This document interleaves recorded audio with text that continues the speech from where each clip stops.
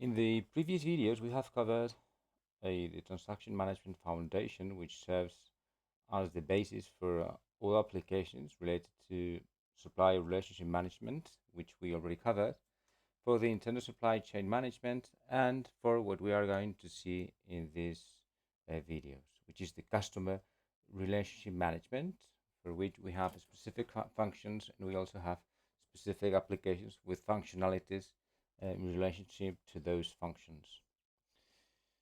So, when it comes to relating to our customers, okay, we have like a set of activities or areas that are of major importance, such as our relationship with our market, our selling activities, the communication to with our customers, which is the call center, and everything related to managing our orders, which will satisfy the demand of our customers. If we had to define what a CRM is, we can say that it is uh, a set of processes and technology that are focused on managing how we relate to our customers.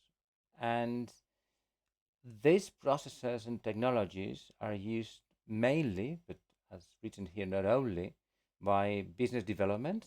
We want to get to new customers or new markets, marketing, sales, and post sales. Okay, and the main functions of this area is first capturing and integrating all information related to our customers. So we want to relate to our customers. The first thing we need to do is to get relevant information coming from our customers. The second thing, we need to analyze that information, and a CRM should now allow us to do that analysis. And finally, after gathering the information and analyzing it, we should be able to share that information across the entire organization, okay, in particular to the different touch points. And by touch points, what we mean is the different ways in which we interact with the customer throughout the supply chain. That could be stores, a phone, we interact with them via phone calls, emails, customer service offices, website, etc. Okay, and the objectives of those functions are the following. First, to see our customer from a single perspective. So no matter what we do throughout our supply chain, the customer is the very same person or organization. So their needs or his or her needs are exactly the same. And we have to align all the elements, all the stages or the functions in our supply chain to fulfill that demand and the corresponding needs. We also want our customers to have a single view of our supply chain, no matter how we get in touch with us. So we don't want them to see a de-integrated, a non-integrated supply chain. So we want them to have a unified supply chain that fulfills his or her demand. And we want to also have information to improve our results.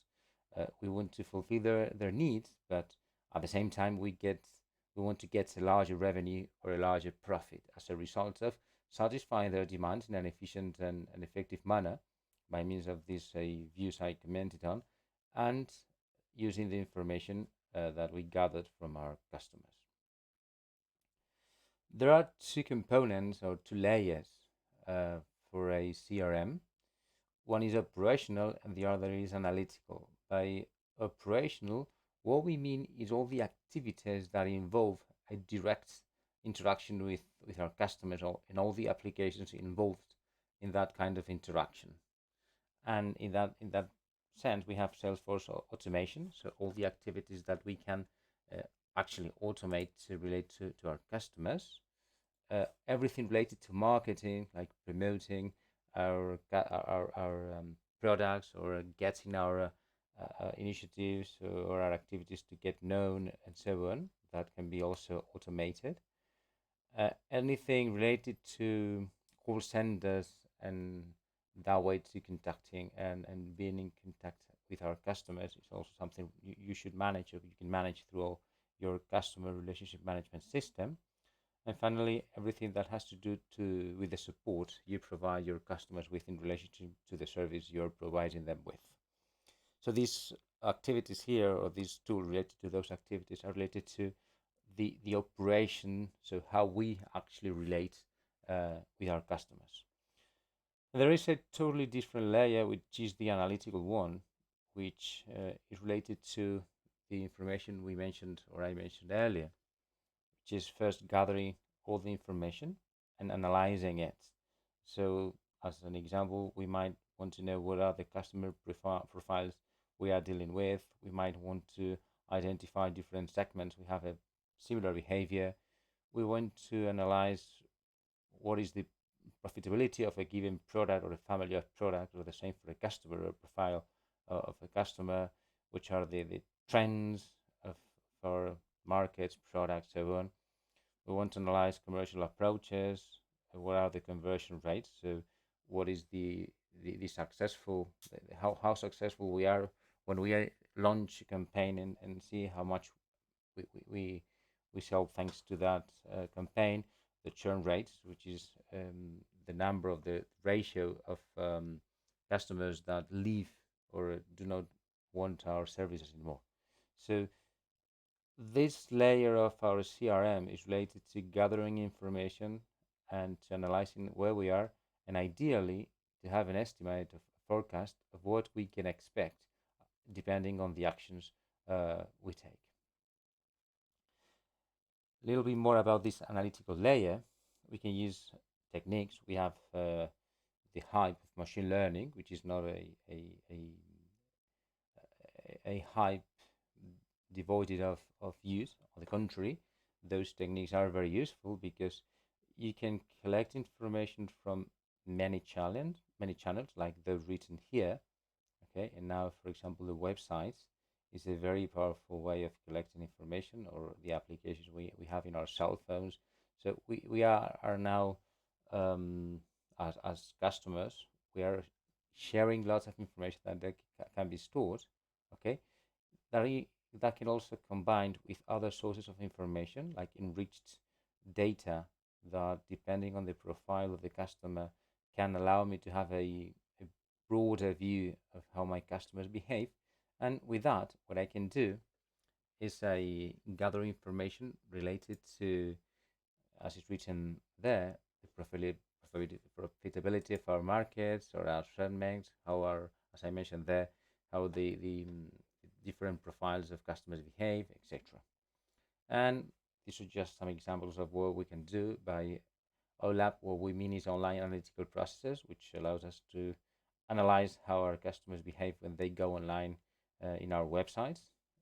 This data mining is maybe an old-fashioned already term, because now we should talk about machine learning, but there are anyways many tools that we can use to exploit and draw conclusions from our data, and to characterize how our customers behave. We have here an image where we have functionalities of a CRM. When we have this customer data, we can divide it into how sales are, how our marketing activity is, and how our the service we provide is also.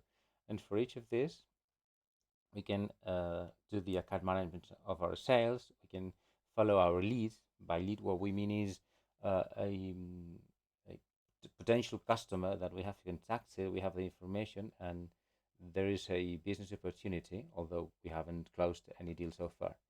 We can also manage our orders, our sales, how the sales are actually done, and we can, of course, analyze the numbers related to our sales. When it comes to marketing, we can orchestrate and follow how our campaigns are going. We can launch promotions. We can manage our events. We can plan our activities of marketing. We can follow the operations, and as in the previous case, we can have numbers summarizing how things were related to all these activities here. And finally, when it comes to service, we can see how the delivery of that service is. So how our customers are enjoying the service we are providing them with. What is their satisfaction? What are the returns of that service? And we can also plan and follow our service activities, and we can monitor and control our call center if we have any, or the help desk if we need to provide our customers with any kind of support for this service. And finally, once more, we also have the information related to the numbers that allows us to see how things are. So this slide here summarizes the main focus of coordination in supply chain. And although we have discussed here different modules like supply relationship management, those managing everything related to our internal supply chain processes and those related to our customers, the point here is not to have silos which are independent of each other. The idea is, although we might have applications related to different functions and that are actually different applications, the idea is to have a full visibility of the supply chain to coordinate everything so that we relate our customer with our customers in a way that is consistent to how we relate to our suppliers. So we need to have a smooth operation and planning for our supply chain. And the idea is that we can coordinate, thanks to all these processes and the corresponding tools, we can coordinate the planning, forecasting, replenishing, and all these activities we have here. So I hope this series of videos helps you understand these key processes supported by the ERP, okay, or the Transactional Management Foundation System, and that this allows you to understand how we can coordinate in a better manner all the processes within the supply chain with the ultimate goal of satisfying the customer's needs in a profitable manner from the supply chain point of view. Thank you and goodbye.